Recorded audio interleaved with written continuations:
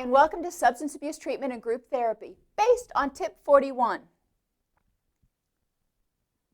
In the next hour, or a little bit more, we're going to review the advantages of group therapy. We'll define types of therapy groups. You didn't know there were multiple types, did you? Just stay tuned. Anyway, we'll explore how each type of therapy group might be useful as an intervention, discuss basic concepts of adult learning theory, one of my favorite topics, and discuss ways to optimize diverse groups of people. We generally don't have a group that is all one group of people that have all the same learning styles, all the same preferences, all the same needs. So we're going to talk about how to really make your situation work so it can apply to everybody in the group, and everybody can walk out of the group with at least one, I got something from that. So what are some of the advantages of group therapy? Well, it's cost effective. It's a very cost effective way to teach K.S.As, or knowledge, skills, and abilities. Knowledge is just that, education, book learning. You are teaching the basics about what is depression, what do we know that causes depression, what treatments are available for depression or anxiety or PTSD or alcoholism, or whatever your particular situation is. You're teaching, which is great, but a lot of people are kind of like, oh, I don't want to listen to somebody talk at me. So one of the things that I want you to really focus on during this group is how you can take information and make it fun. Make it interesting to learn so you're not just talking at people. Now you're going to have to do some, but we'll talk about how to make it doable. Skills is when you take that information and develop it into something useful, something that you can actually apply in real life, and you say, all right, now this skill we just learned, apply it to something from last week. How do you think you might be able to use it next week?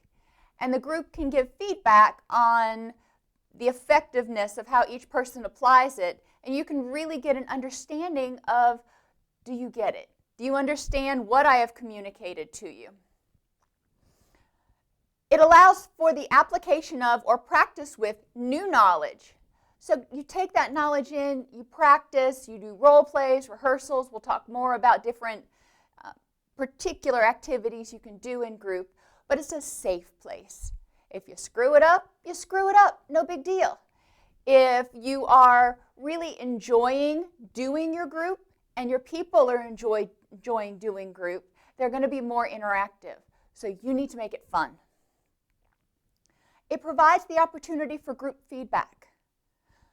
We know when we're working with clients and ourselves, we all have blind spots.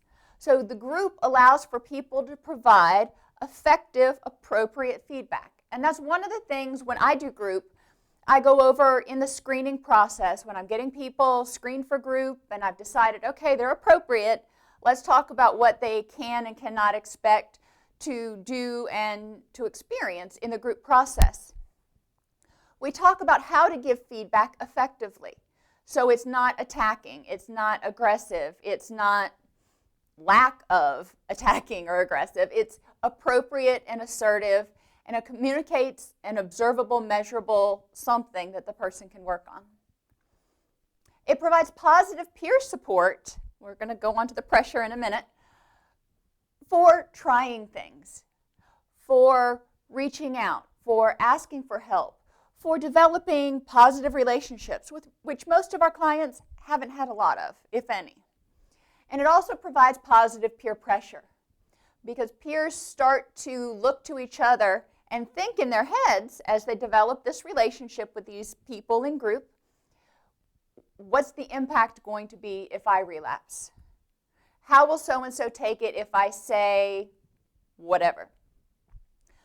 So it allows for peer pressure to nudge people to be open, honest, and authentic, while at the same time encouraging them to do the next right thing. And that's true whether we're talking about anger, depression, alcoholism, anxiety, parenting. Peer pressure says, we know you can do it, you've got to know you can do it. Members can observe and discuss coping skills. A lot of times in group, I have patients say to one another, you know, I see that lately you haven't been saying much in group and you're withdrawing. And we've talked before about how that's one of your relapse warning signs. So is there something going on? They can talk about effective instances of when they've coped, and they can also talk about ineffective instances. For example, if John was out with his friends and he encountered a high-risk situation and he tried to call his sponsor didn't answer on the first call, so he went out and used. Okay, not an unheard of scenario. So let's talk about that skill of dealing with high-risk situations and how you coped with the pressure of being around and in a high-risk situation. And the peers can give positive, constructive feedback. We want to pull people up, not knock them down. We want to help clients learn how to develop and maintain healthy relationships. Honesty, openness, authenticity, all those wonderful things. Connecting with each other, but they can't do that until they connect with themselves. So this is a process of helping people look in the mirror, but also look around. Figure out what it means to be in a healthy relationship that's not codependent, that's not a using, draining relationship. To have appropriate boundaries and maybe to terminate an effective relationship because group is over and you're going to go on your separate lives. This is the chance that they can start new. And it instills hope. People start to see that, hey, I can be angry and people don't run away. I can be sad and people don't have to fix it for me, but they'll be there to support me. I can exist and I can feel my feelings and people aren't going to abandon me. Oh, how cool is that? So group therapy is really awesome. There are a lot of things from being part of a group that people learn, but also by being in a group that we can teach.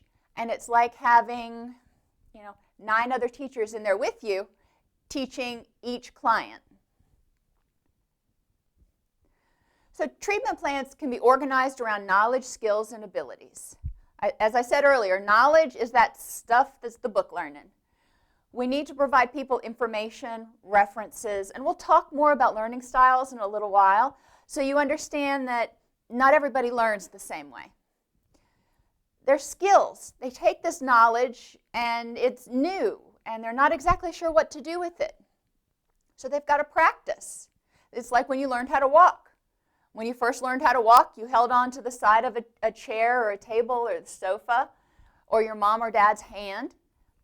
You practiced in a safe situation. You didn't just walk out onto the sidewalk next to the street and go, 1 foot in front of the other, got it. You practiced in a safe situation.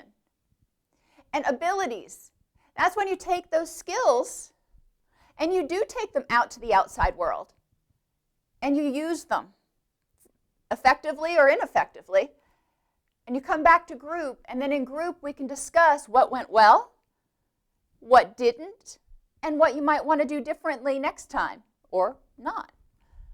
So knowledge, skills, and abilities can all be covered in group. So there are basically 7 types of groups, and some of them kind of overlap, but we're going to take a look at the 7 types. Psychoeducational. We've talked about those. Those are educational. Skills development. Go figure, it teaches skills. Cognitive behavioral focuses on the cognitions and how they affect our behavior and our reactions. Problem solving. Hey, it identifies a problem and helps you figure out how to solve it. Support provides, like others who are going through the same thing, to normalize, support, and encourage one another. Interpersonal process groups are really helpful for helping people figure out how to form healthy relationships, how to interact. You're looking at the interactions between people and the processes and how people are recreating their family of origin or their current living situation within group. How do they interact with people when they get angry? How do they interact with people when they're happy or they're unsure of something? And then blended groups is like what I said earlier, taking several of these things and you're sort of mushing them together in a way that is meaningful to communicate the knowledge, skills, or abilities you need to for that group. So, psychoeducational groups, one of my favorite. They're especially helpful in early stages of readiness for change. So we're talking pre-contemplation, those people that don't think they have a problem, and contemplation, where they're thinking, well, I might have a problem, but is what I do normal? What might be causing it? I have a bunch of questions before I say, okay, I've got a problem. I'm still debating it. Psychoeducational groups are very non-threatening, and they can be fun if they're presented in the right way. It provides information about the issues, helps families understand the person and what is needed of them. So the families can understand the identified patient. Psychoeducational groups are great for family education, hence family education.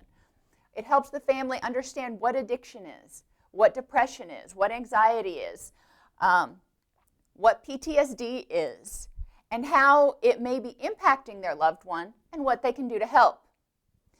Now, if you're from a systemic perspective, you're kind of cringing, going, but it's a family issue. And that may be true.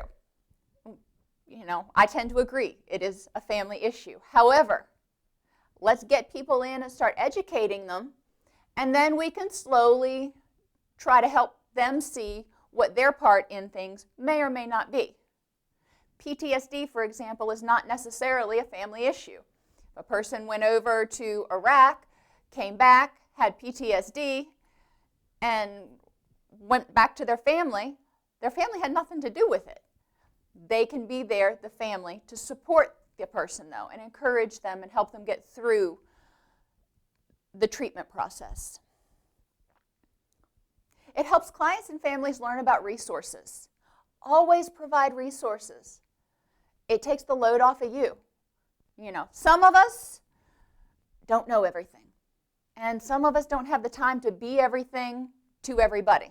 And I'm sure most of you are like, yeah, I've got chart notes stacked up this high waiting to be written.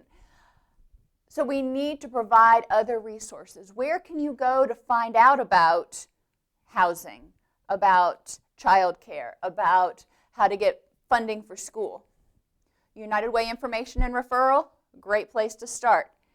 You can have volunteers work with people outside of group to help them connect and actually make that connection from having the knowledge about where or whom to call and making that call. But then that kind of moves it off your plate and empowers them to do the next right thing.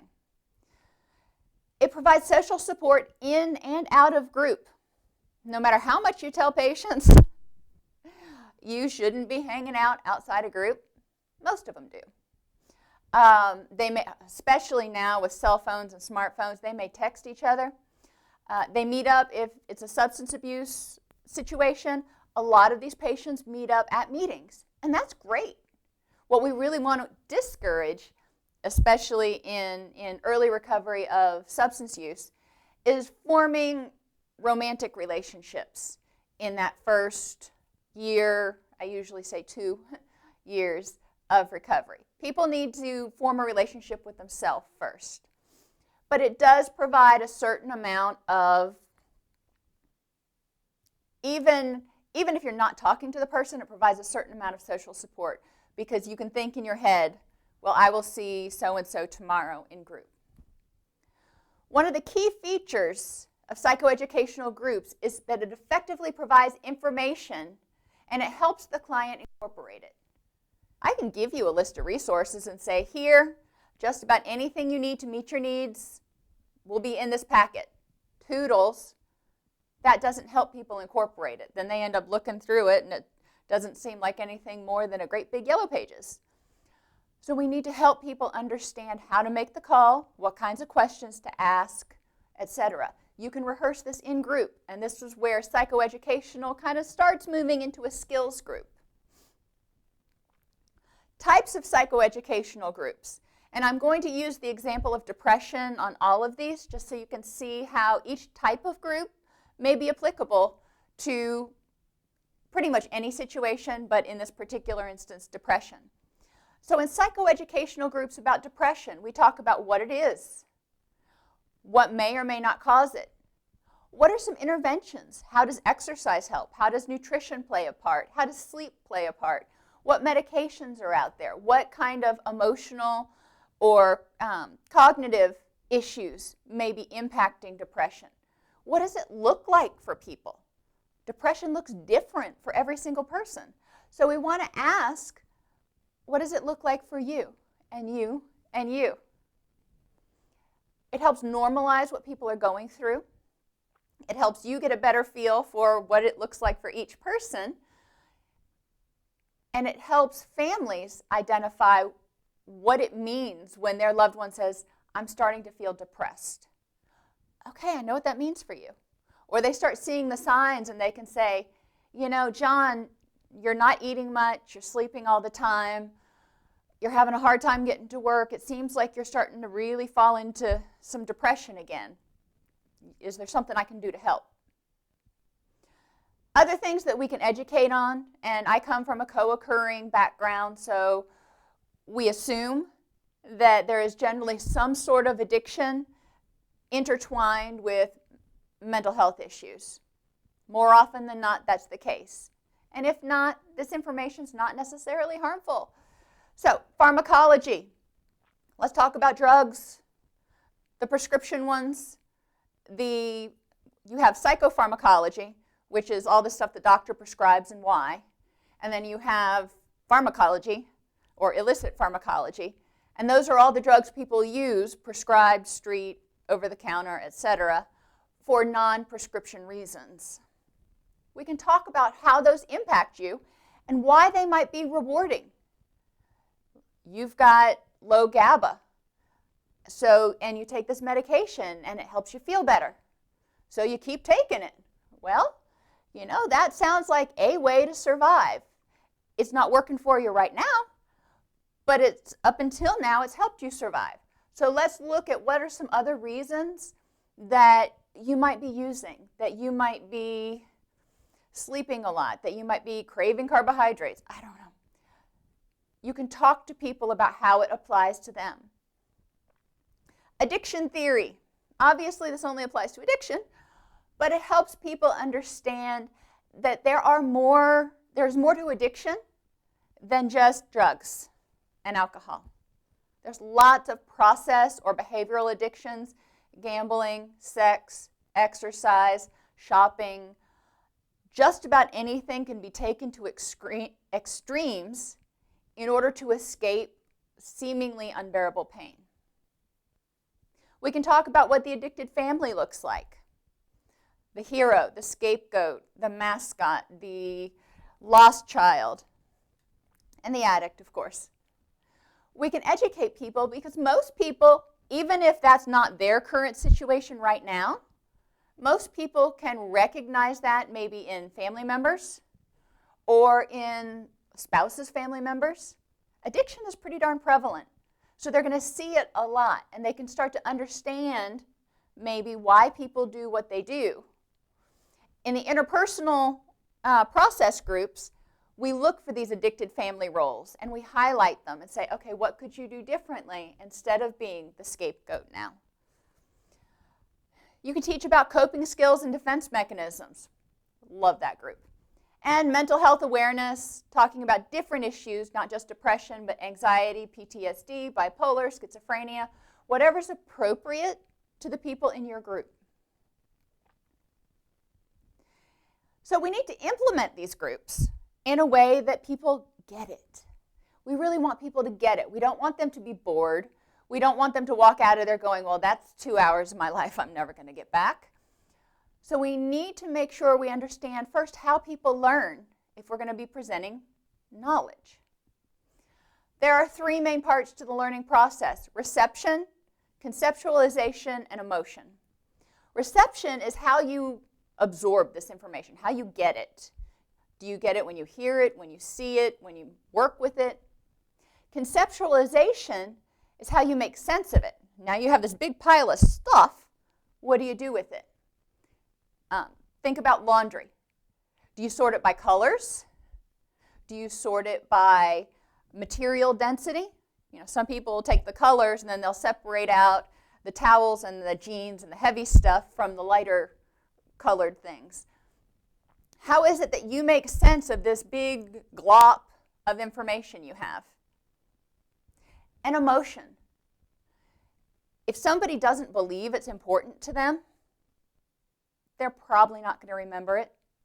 It's going to sit in that short-term memory, and then as soon as they walk out of group, or maybe an hour or two later, it's just going to go.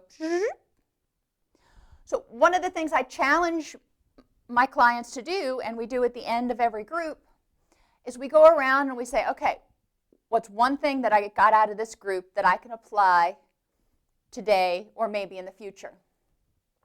What was in it for me? I have my clients do that when they go to support group meetings as well, because it can be easy just to sit there and listen to people tell their stories and really just be a passive person in the room. So if they walk out of it and they have to answer, what did I get out of that? What was in it for me? Then they're taking that information and they're finding something that was useful and applying it. When they apply it, it links to those neural networks that for the already existing memories. So I'm getting ahead of myself. So people learn by auditory, visual, and kinesthetic. They hear it. So when we're talking in group, they're hearing it. When we're showing a video in group, they're hearing it. Visual. Read it, see pictures of it, PowerPoints, handouts. Kinesthetic is when they apply it. Filling out worksheets, small group activities. One of the things I love to do is I take a general concept. For instance, when we get down to cognitive behavioral, I'll teach the concept of the ABCs, and then I'll give each group a problem or an activating event. And they will need to stand up in front of everybody else after they've had time to process, and they'll need to talk about, okay, this is the activating event. These are the beliefs, the automatic beliefs that underlay. These are the automatic beliefs. These are the consequences, etc. And as they go through and talk about it to the group and explain it, they're solidifying it in their own mind. They're proving to me that I communicated effectively how to use that information.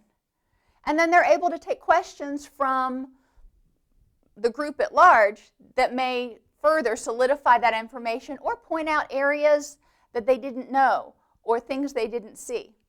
So it's really fun to do it that way.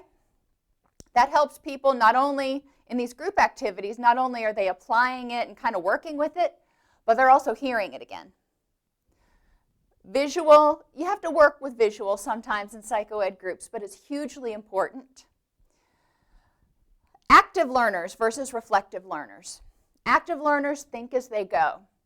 Just like if you've ever done the Myers-Briggs and looked at your temperament, extroverts think as they talk. Active learners think as they go and they participate and they're, ooh, I want to answer that one. Reflective learners take the information in, but they need to process it and think about it, and then they'll respond. They don't talk until they've thought about it, which is much like the introvert who likes to have some time to think about things and come up with their answers, and then they'll tell you.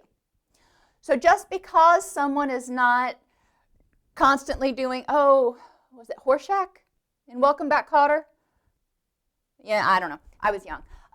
But he was always like, ooh, I want to answer.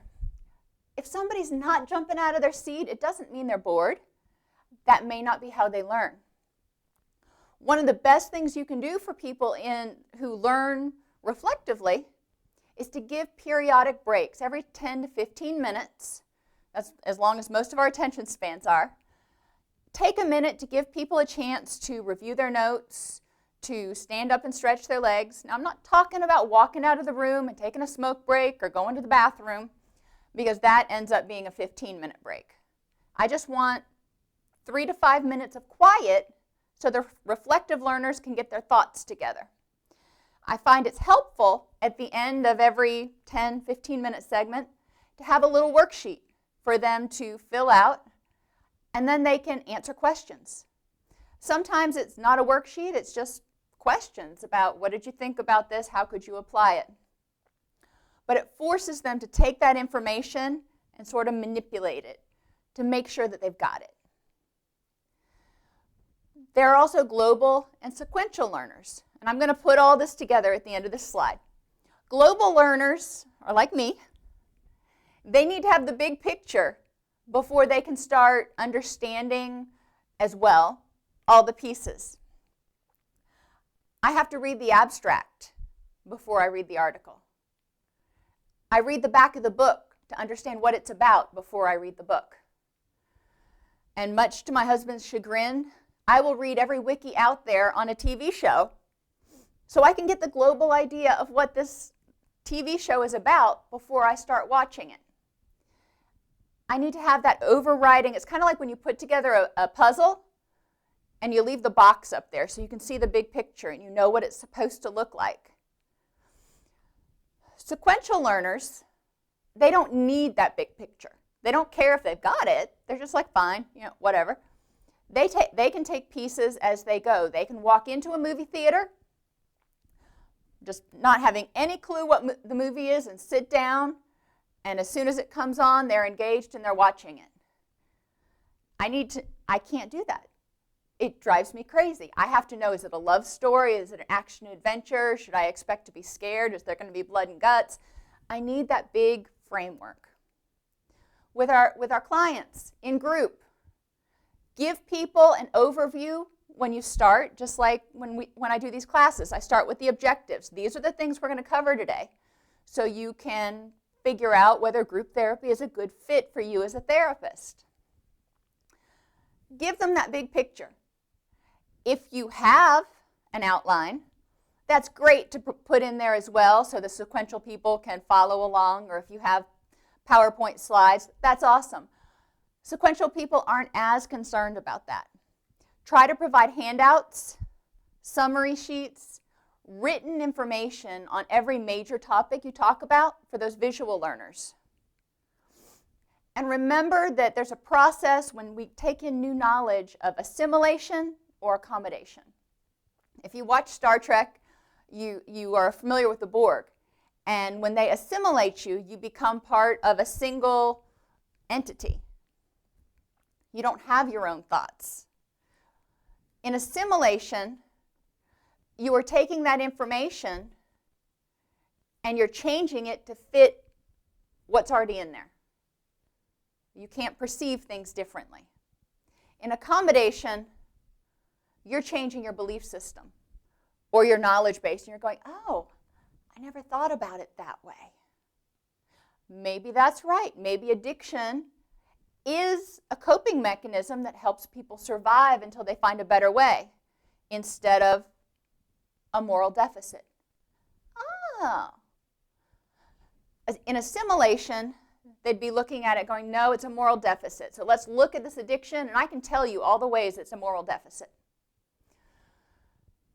So our learning styles, we have to help people either fit it into what they already know, which is what strengths-based treatment is about, or if they need to kind of switch gears a little bit, kind of assist them in switching gears, because it's not easy to have an aha moment that, oh, maybe I was wrong, or maybe there is an other side to this. So in summary, I promised you I would summarize it. Talk about it. Provide visual things people can read and see. And do activities where people can apply it, preferably both interactive, talking activities and written activities where they apply it. Give frequent breaks, preferably every 10 to 15 minutes. 3 to 5 minutes to stretch your legs. Always start out with an overview of what you're going to talk about. And help people figure out how it applies to them and how they can make use of it. How can they take that information in and assimilate it into their current strengths to make their strengths stronger, if that makes any sense. development groups teach skills in order to address deficits which lead to the presenting problem.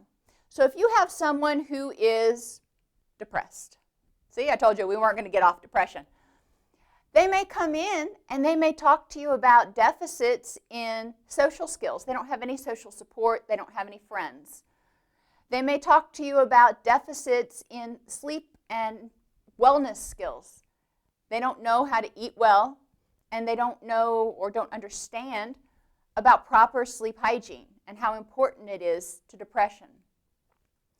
They may not understand how to effectively communicate their needs, which leaves them feeling misunderstood and isolated and alone and tired. Well, I'm depressed just thinking about it. So we can look at the skill deficits that are underlying this person's presenting issue, and we can put them in skills groups. In these skills groups, we rehearse. We practice communicating effectively. We do role reversal, especially with communication. And we observe how people use these skills and practice them. There's a lot of skits and interactive activities with skills because skills are active. You can't teach a skill by just talking to people and going, you got it? For example, I wouldn't teach motivational interviewing by just standing up and lecturing and going, okay, so those are all the skills you need to know. See ya. I've imparted knowledge. That was a psychoeducational group. Skills is taking it to the next level where you work with the material. Now your CBT groups, Cognitive Behavioral Therapy, uses the ABCDE format to address thoughts, beliefs, decisions, opinions, and assumptions. One of the things I like to do is just have a worksheet, and there are many different styles that you can use for this worksheet, but it hits all those highlights. So when you start talking about a problem, Jane in group brings up the fact that her husband asked for a divorce. Okay, that's the activating event. The consequence, Jane's pretty darn upset right now. We'll talk about what upset looks like for her, anger, depression, fear, whatever. But then we go back and we look at what are the beliefs that she has about this divorce. Maybe she thinks she'll be alone forever, and she has to be loved by everybody, and she is completely unlovable now. You can go on. One of the nice things, or I don't want to say fun things, but helpful things in CBT groups is I use a whiteboard, and the whole group contributes beliefs. If they were in that situation, what would they feel? Because a lot of times Jane may not be able to kind of put her finger on all the beliefs that she has, but by everybody starting to talk, she's like, yeah, I agree with that. Then we go back and we dispute the beliefs, and we'll talk about those on the next 2 slides when we go over the irrational thoughts and cognitive distortions. And then we evaluate the reaction. Okay, you were devastated when your husband asked for a divorce, and you felt depressed, you felt hopeless, you felt angry, and you tried to kill yourself by slitting your wrists. All right, so let's look at that reaction now that we're here. And obviously we're way past the crisis now, and I'm just giving you an extreme example. What function did slitting your wrists serve? What benefit did it get you closer to a goal? Probably not. So we want to evaluate the reactions. A less antagonistic example would be getting cut off in traffic. That's the one I usually open with because it's non-threatening and pretty much everybody's gotten cut off in traffic. We go through the beliefs, we go through the consequences, we go back and dispute the beliefs. Likely the person didn't intentionally cut you off, yada, yada, yada. Then we evaluate your reactions. Was speeding up and tailgating and then passing and flipping them off, did that serve any purpose? Was that just a waste of your energy? And some of you are going, no, it served a purpose. I felt darn better. We also need to look at, could it have backfired on you and resulted in, an escalation of the event? CBT groups are active. People are talking, they're thinking, they're trying to understand how the beliefs led to the consequences. It has a present and future focus. We're talking about what you're doing now. So some of your beliefs that you developed when you were 4 were very valid when you were 4. But now that you're 44, you're much stronger, much more independent, etc. So those beliefs may not apply in the present. So let's take a look if you're holding on to some beliefs from the past that don't apply to the present or the future. So the key contributors, we've got Albert Ellis's irrational thoughts and Aaron Beck's cognitive distortions. We go through each of the beliefs for the activating event that ultimately led to them getting, and I'll use the garbage term, upset. And we go through each of these and I say, okay, did any of these beliefs have to do with needing to be loved or approved of?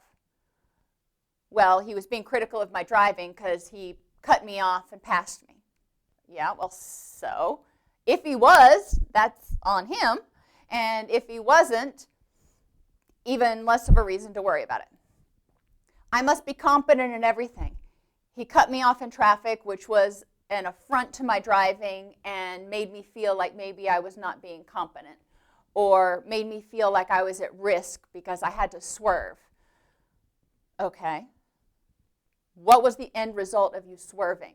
Let's focus on what really happened. And are we competent at everything all the time? I know I'm not. There are some things that we are very competent at most of the time, but I would challenge you to find anybody who's competent, 100% perfect at something 100% of the time. You know, go to the hospital and talk to the neurosurgeons. I would love to believe they're 100% competent 100% of the time, but you know what? They make mistakes too. I'm bad and must be punished. I must get my own way. You notice all of these have extreme words like must or never or absolutely no control. Anything that's scary must be avoided at all costs. Well, then you're probably just going to sit in your house all the time. It's easier to avoid difficulties. The past will always impact me. Maximum happiness can be achieved by inaction. I don't want to get too far off onto a whole program on CBT. What I want you to focus on is the fact that we take these irrational thoughts to help us process what the person's automatic beliefs were. The woman whose husband asked for a divorce. I'll never be loved again and I'm going to die alone. Let's see if that sounds like any of these irrational thoughts. When I do my CBT groups, often before we start processing actual stuff, we do the getting cut off in traffic incident, but we also talk about these and identify and talk about whether they are rational or are not rational. And we create rational restatements for them. So they have that in their toolbox that they can use when we're processing each person's emotional upset. So cognitive distortions, all or nothing. Best person in the world, worst person in the world. Overgeneralizing. If you fail at one thing, that means you are a failure. No, it means you're not good at fill in the blank. When we recently moved to Tennessee and I got my garden started late last year, at least that's what I'm going with. And I had a lot of good green growth, but very little fruiting and very little productivity out of my garden. And when I was in Florida, my garden just flourished. It was wonderful. So I could take that and I could say, I suck as a gardener. I'm never going to be able to grow anything in this clay soil. Or I can say, let's look at maybe some of the things that could have contributed to my plants not growing well. And yes, I did some things wrong, but I can learn from those. Magnification of the negative. Very few of our clients will magnify the positive. Very few of them will sugarcoat everything and push the negative down here. They focus on that negative. So we need to help balance the scales and go, okay, so let's put on our obnoxious rose-colored glasses and look at the positive. What's the silver lining? What could have been worse? What could have happened? What might you actually get out of this? And initially, you'll see a lot of your clients going, ugh, like you just fed them syrup of Ipecac or something. They're just disgusted with the thought of looking at the glasses half full. We want to help them start turning those cognitions around. It takes practice. Ignoring or minimization of the positive, jumping to conclusions. My spouse was late today, so he must have been in a car, and my spouse was late today, and I heard sirens going down the interstate, so he must have been in a car accident and on his way to the hospital. Really? How often do you hear sirens? How often is your spouse late for other reasons besides a life-threatening car accident? So we need to help people focus on, are you jumping to the conclusions? The woman whose husband asked her for a divorce. I will always be alone. Really? You can see that far into the future. Personalization. Everything's about me. You have a bad look on your face. You have an angry look on your face. What did I do? You have a happy look on your face. How? What did I do? Most of our clients, because they have no boundaries and they grew up in addicted families where it was not safe to talk, to trust, to feel, they personalize everything. They just assume everything is their fault or the result of their being. By the same token, there's also egocentrism that goes with this. They think things are a lot more important to other people than they really are. Somebody, well, I'll give examples of myself because, hey, I'm right up there. Personalization and egocentrism. I could have taken it personally and thought, oh my gosh, I can never show my face at work again. After I had my first child, I walked out of the bathroom one day, and I don't know what having a child has anything to do with it, but I walked out of the bathroom one day at the facility that I worked at with like 100 clients, and I had my dress tucked into the back of my pants. Yeah, so I was showing everybody everything that God gave me. Now, I could really hone in on that and not want to go back to work for a month or more. In reality, I was like, well, number one, things like this happen to everybody. Maybe not this bad, and number two, I'm not that important in their lives. In 3 or 4 weeks or months, they'll forget. We just have to move on. And if we don't make a big deal out of it, nobody's going to remember. If you keep bringing it up, then people might be more tempted to remember. And mental filtering, seeing or hearing only what you think you should see or hear.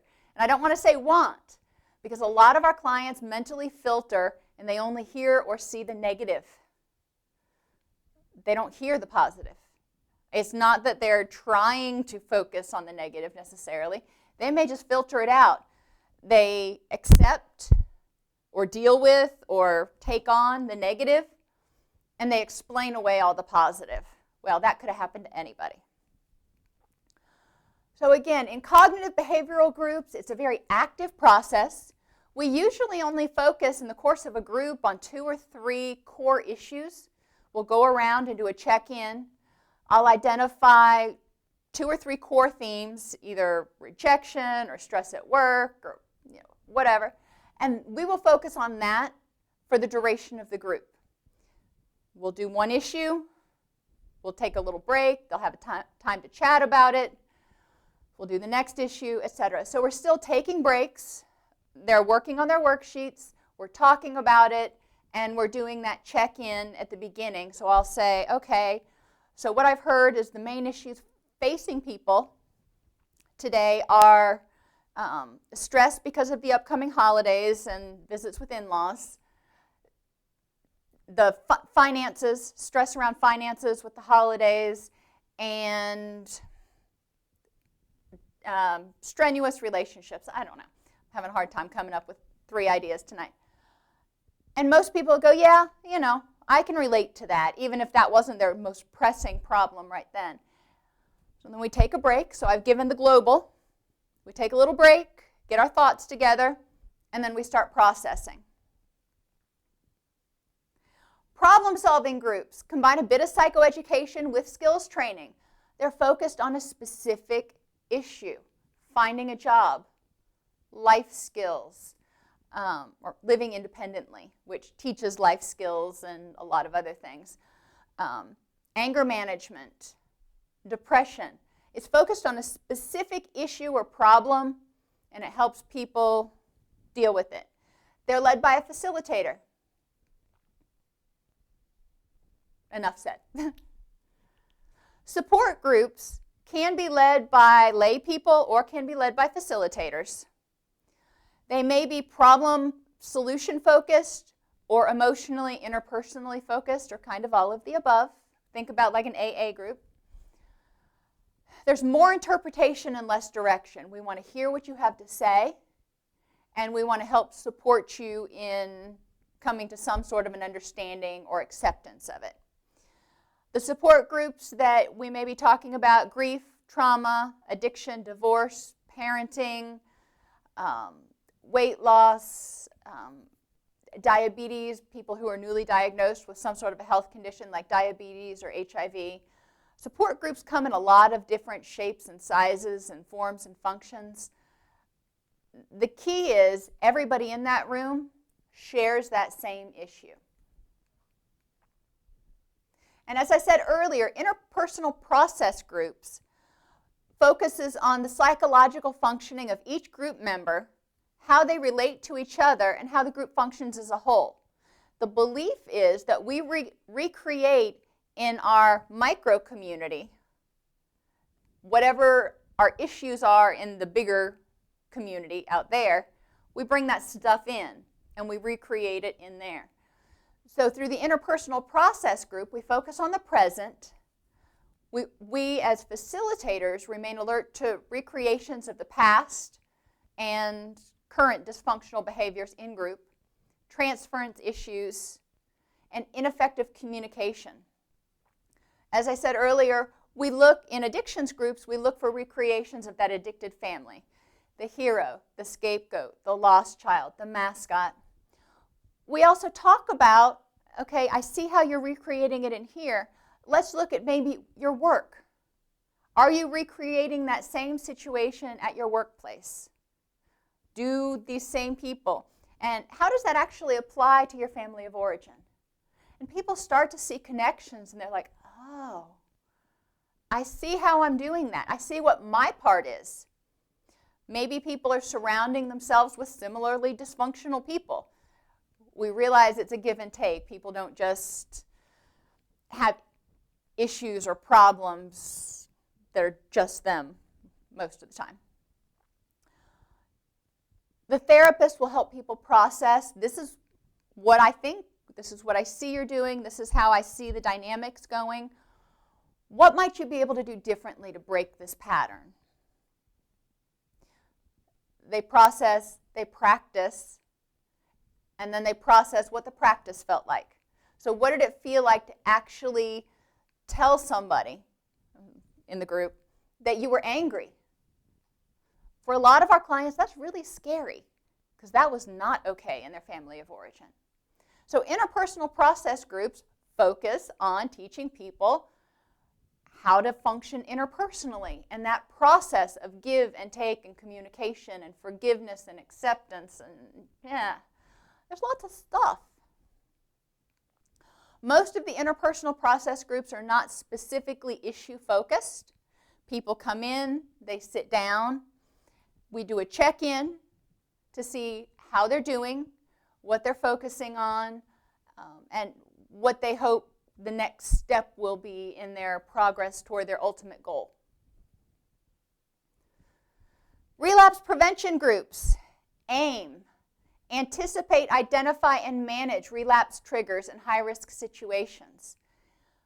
Have people identify what's been a relapse trigger for you in the past. What has triggered that out-of-the-blue relapse? If you've worked in substance abuse, you know that most relapses for mental health or substance abuse don't come from out of the blue. There are things that lead up to it, and it's figuring out what those relapse warning signs are in order to help the person stop the relapse in its tracks before they actually use or become clinically depressed or overwhelmed with anxiety. So we anticipate based on past history. We look at what caused it in the past and what you might foresee causing it in the future. Maybe you're starting a new job, or you're getting ready to get married, or the holidays are coming up. Brainstorm. Again, whiteboard, great thing, because people, either the instructor, group facilitator, can write everything on the board, or people can take turns coming up and writing on the board different relapse triggers that they either have experienced or they anticipate. We want to identify ways to deal with those triggers, and I say for every trigger there needs to be 3 alternatives. So if you're riding on the subway past the stop where you got off to get your dope, that's a trigger for some people. How do you deal with that? Don't ride the subway. Well, that may not be an option for some people. We find 3 alternatives because the first one may not always work. The second one, you may not feel like it. And the third, so you're relying on the third one. Always make sure that people have 3 alternatives for any relapse trigger. And then we want to manage these. How can you sort of prevent some of these, and how can you be aware of when they're coming on? Now, types of triggers, I put this in here just for people who are not as focused on substance abuse. Everything. Everything can be conditioned to be a trigger for the addictive behaviors, because the addictive behaviors serve the function of helping people escape from emotional or physical pain, and they continue to do it despite negative consequences. So anything that causes emotional or physical pain that they don't feel they can deal with may be a trigger. Their dog dies. It's been raining for 2 weeks straight, and they're starting to feel the effects of seasonal affective disorder. There are a lot of things. You can help people figure out what some of these things are by having them chart. In early recovery, charting is very useful to identify the antecedents to behaviors. Maybe they'll realize that they had changed their diet, or they hadn't worked out, or they weren't sleeping well, or they were taking on too many new projects at work. There may be patterns that you can identify for people that will help them identify in themselves their relapse triggers and warning signs. So specific topics, relapse triggers. That's what makes you want to use. This happens, you start craving. Relapse warning signs. These are the behaviors that people start exhibiting before they actually start to use again. Manipulation, minimization, withdrawal, depression. Whatever the behaviors are that say, oh, I know that path that John's going down. I know where it's going to end up. Identify those. Make sure your social supports know those so they can say, John, I'm seeing all these signs that you're going down the relapse path. What's going on? Most of my clients, hence the relapse came from out of the blue, don't recognize their relapse warning signs because they're not in touch. They just kind of get up and they're going through the motions, which takes us down to, way down there, mindfulness. One of my favorite groups. People need to be mindful of where they are when they wake up in the morning, emotionally, physically, cognitively, socially, spiritually, if you can get them to go there. How do they feel? I mean, really feel. Are they energetic? Are they foggy? Are they excited? Once they start losing track of that, then everything just becomes fine. That's not a feeling. Fine is not a feeling. So they lose touch with what's causing them stress and what's making them happy. And before they know it, they're overwhelmed and looking for an escape. Relapse drift. You can do a whole group on this is what it looks like, and we've seen it. People come into treatment, they're gung-ho, they really want to get better, and then about 2 months out, they're like, I got this. I don't need to hang around those people. I don't need to go to support groups. Maybe I don't even need to take my medication anymore because I got this. That's relapse drift. Because the crisis is kind of in the past, people start forgetting about how hard it was to recover and how bad it was when they were really in the depths of whatever that crisis was. Dealing with high-risk situations, whether it be emotionally high risk or addiction high risk. Stress management, we know that's a trigger for just about everything. Depression, anxiety, addiction. So let's talk about it. When you do your check-in with your relapse prevention group, identify the sources of stress people are experiencing and talk about how they're coping with it. In a relapse prevention group, most of the time, you're focusing on skills and abilities. Relapse prevention really helps people not go back there. Talk about honesty with self and others, hope and faith. You don't always have to focus on the negative topics. You can talk about what are the really awesome things that give you hope, that gets you out of bed in the morning. Faith in themselves, not necessarily even in a higher power, depending on your setting. What do they have faith in? The natural order of things. Doing the next right thing will beget the next right thing. What is it that makes their world make sense? Groups on anger and resentment, mindfulness, as I said, and relationships. What are their function? What do they look like?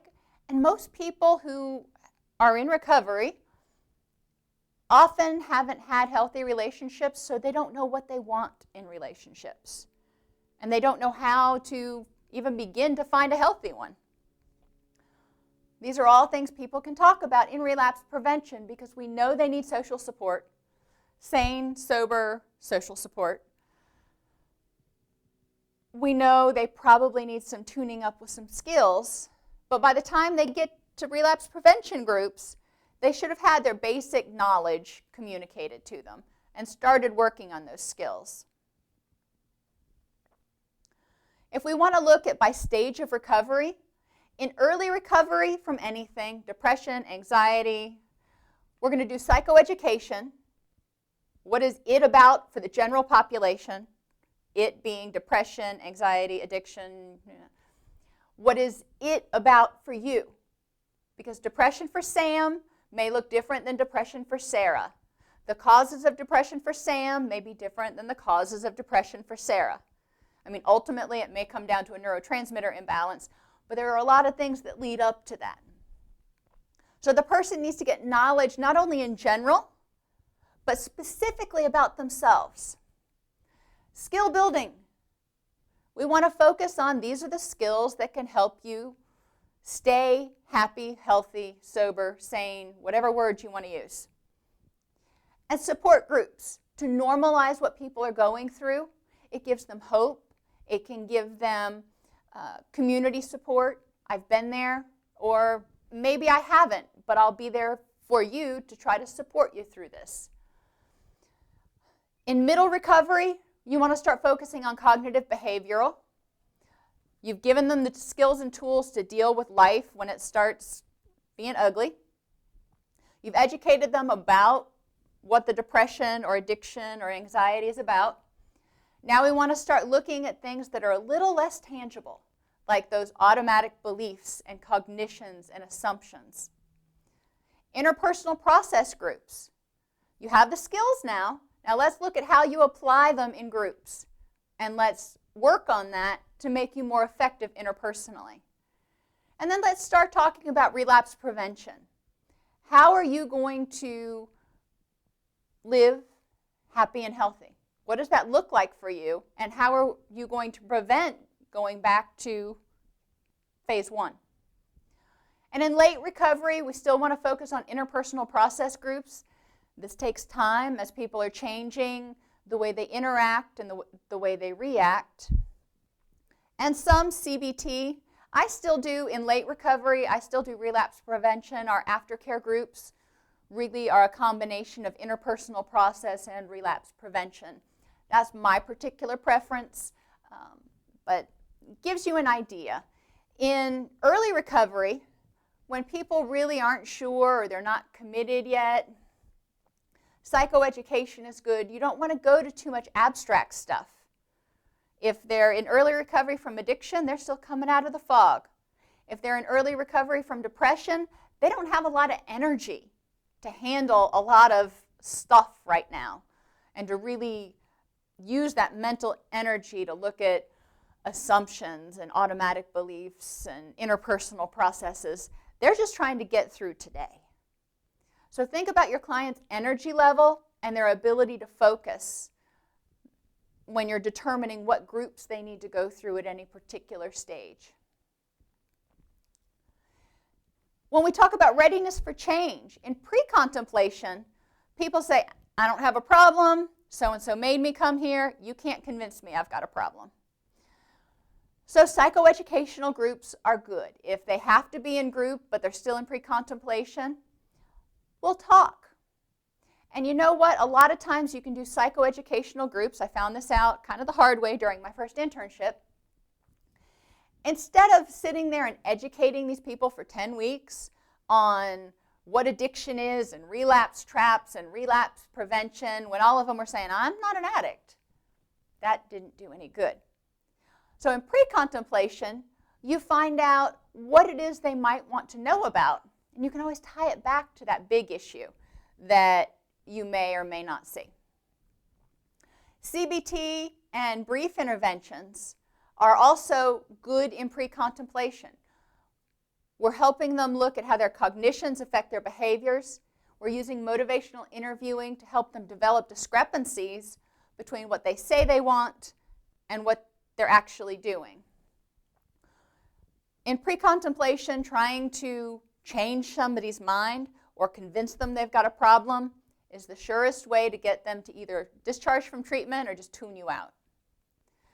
In contemplation and preparation, the person is starting to say, okay, maybe I do have a little bit of a problem and I'm thinking about changing, but I'm not quite ready yet. Think about if you have an old car and you're driving it along and it's got a little bump here and a little creak here and things are starting to go, you start thinking, you know, I might need to get a new car, but I'm not quite ready to run out to the dealership yet. I need to learn a little bit more. I need to go out for some test drives. I need to figure out what's going to work for my life. That's where contemplation and preparation is. So all of these, except for relapse prevention, is what you're going to focus on contemplation and preparation. We're going to help motivate people to look at their problem and develop a plan of action to get them from where they are now, which we'll call point A, to wherever they want to be, which we'll call point B. And then we'll start talking about everything in between. How are you going to get there? What's worked for you in the past? Once they get into the action and maintenance phase, they've gotten most of the knowledge that they need.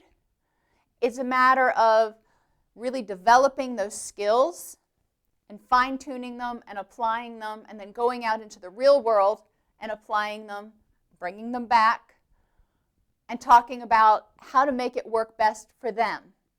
Because the way Sally applies a technique may not work the same for John. The way, for example, when people get very, very angry and they have an adrenaline rush, they need to take time to distract themselves while that adrenaline kind of settles down so they can get into their thinking mind. Some people can deep breathe. If I deep breathe, I just get dizzy. And, you know, people say, well, you're doing it wrong. Well, that's not the point. I'm not thinking about combat breathing at that point. So what works for me? I count. I don't know why, or I say the serenity prayer. That works for me. So we talk about different ways to distract ourselves and turn it into an ability. The skill is you need to distract yourself until the adrenaline kind of gets out of your system so you can think clearly. So how do you do it in a way that works for you? Multiculturalism. We need to be aware of issues in diverse groups. And there's, you think multiculturalism, you think ethnicity. But that's not always it. It can be age. It can be gender. There are a lot of different issues that may come up or clash in a multicultural group. So be aware. Be aware of people's perceptions. The perceptions and role definitions that were held by women who, were adults in the 1950s are probably quite different than the role definitions of women of the same age today.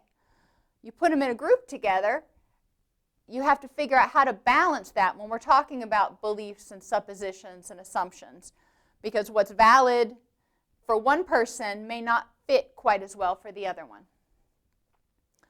Be aware of cultural transference and countertransference and ethnic prejudice. If you've got a mixed ethnicity group, it could be a problem if you have people who are very strong in their beliefs, like somebody from the Aryan Brotherhood. You'd probably screen that person out anyway. But as you go through a group, you may find that people have very strong opinions about things. And helping them figure out how to effectively communicate that and respect the ground rules of the group is the challenge here. We also, as therapists, need to be aware of what's appropriate. Not all cultures share the same thing. Not all cultures feel the same about eye contact. So it may be important to talk about that in group. If you have people who don't necessarily feel comfortable making eye contact when they're talking, it may not mean that they're being disrespectful. It may be actually just the opposite. So helping people understand that there are cultural differences in communication as well as individual differences. Group development. Fixed membership, just like it sounds. It starts with 8 people and hopefully ends with 8 people. Time limited means it starts with 8 people, it goes for 8 weeks, and then it terminates. Ongoing fixed membership starts with 8 people and goes on until those 8 people kind of dissipate. Revolving membership means people can join the group at any particular week. Most of our treatment centers have revolving groups because we've got new patients admitting every single day or week. Most of the groups are time limited. They're going to be there for 30 days or 90 days. Sometimes they're ongoing.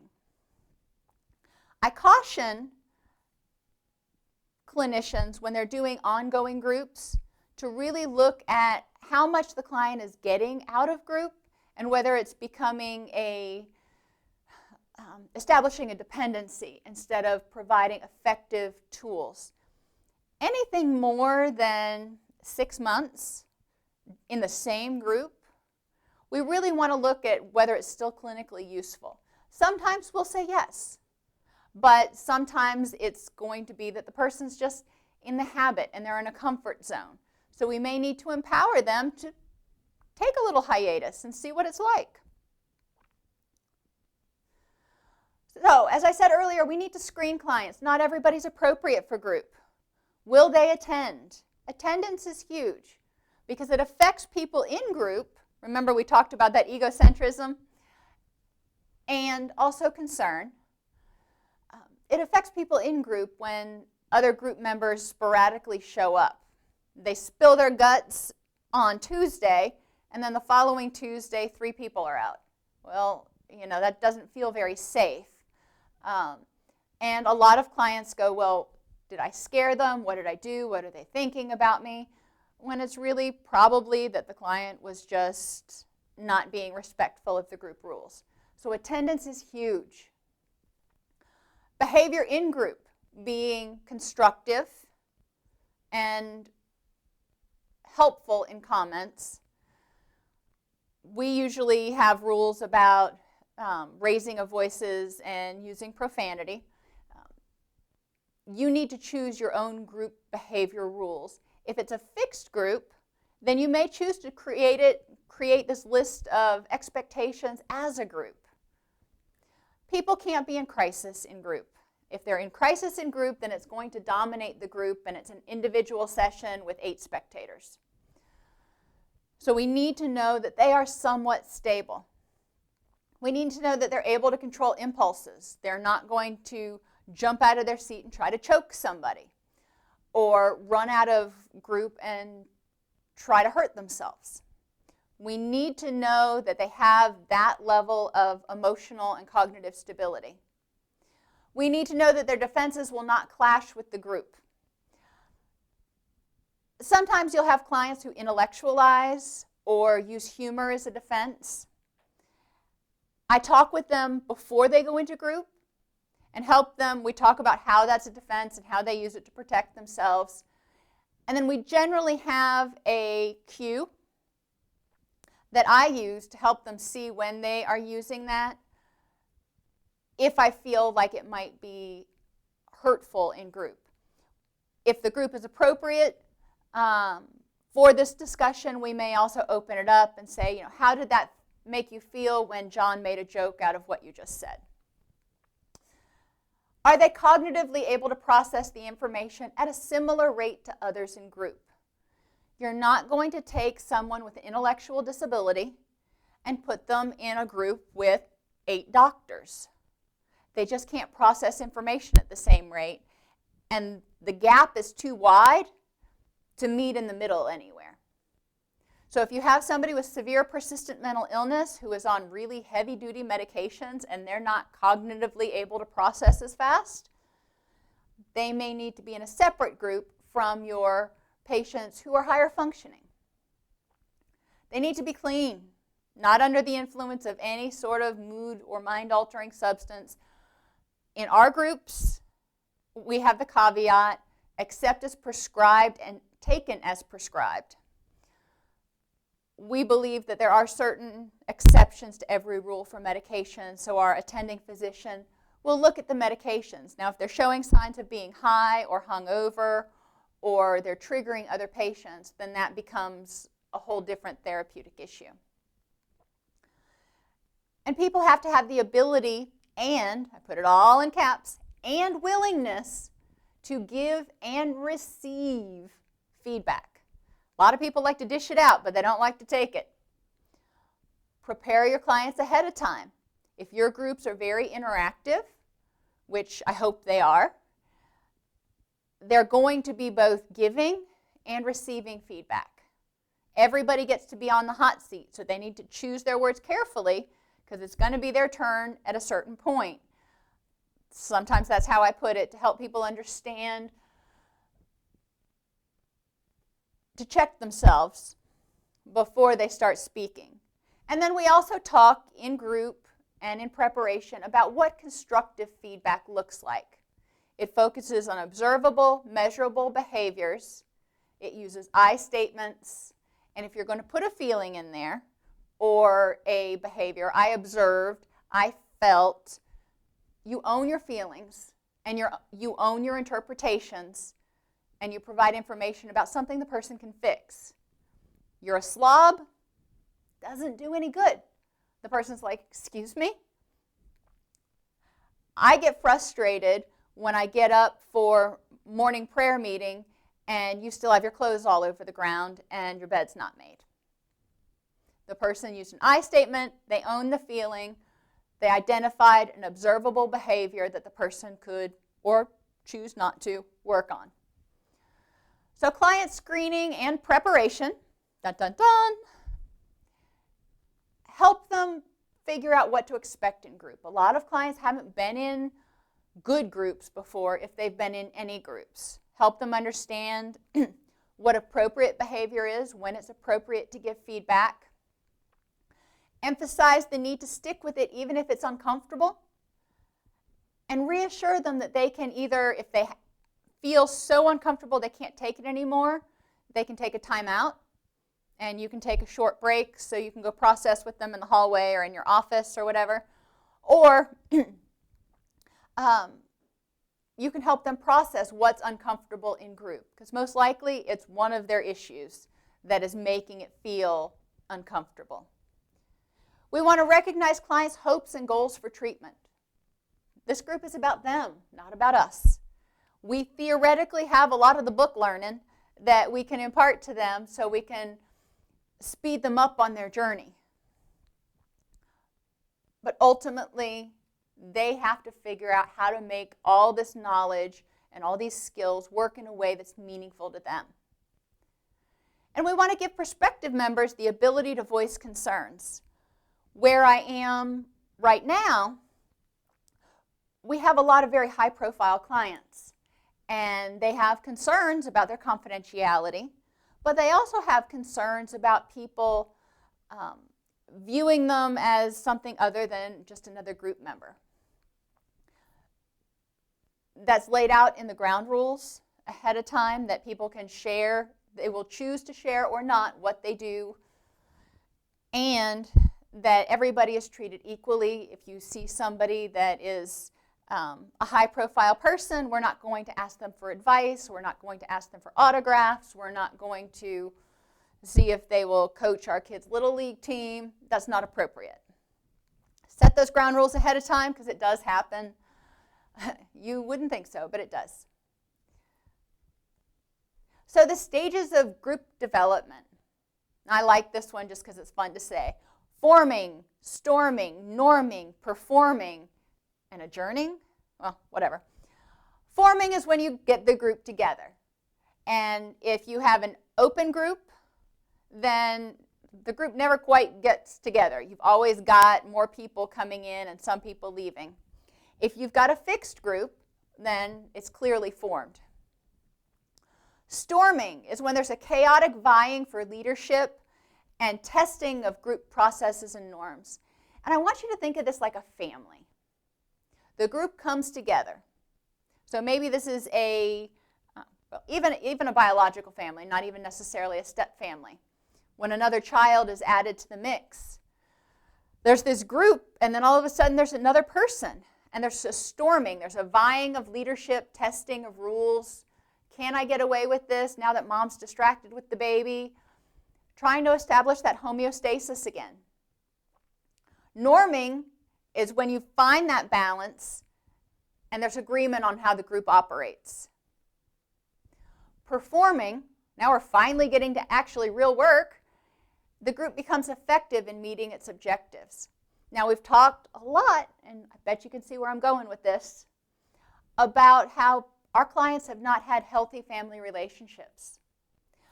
So this process of forming, storming, and norming is actually a learning and a developmental process for a lot of them that we can use and process in a way that's meaningful to them to help them understand how to get together with people they don't know, share ideas and thoughts and respect boundaries and rules and all that kind of stuff, respect differences of opinion, and develop some sort of a homeostasis, some sort of a balance.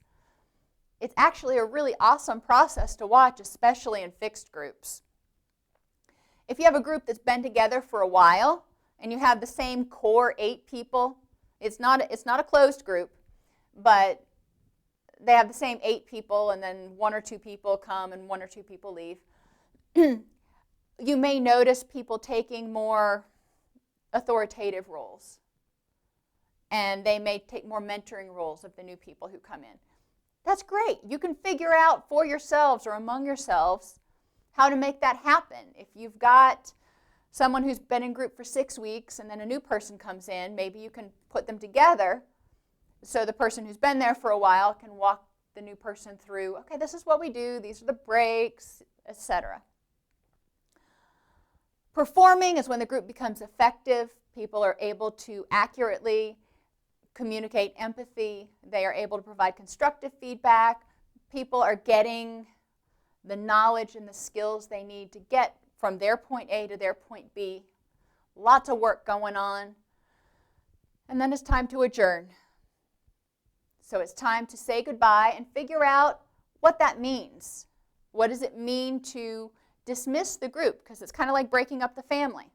It's kind of like empty nest syndrome, if you will, for every single person in there, because all those people that have been in that micro family, they're now going their separate ways. What does that mean to people? So phase-specific tasks. In forming, we orient and introduce people, help them learn the rules, air anxieties, and set the role of the leader, which is you. You are the leader. You're in control. Period. End of story. If there ever becomes any question of that, then you probably need to seek supervision. Storming and norming. You establish working conditions of the group and norms are established.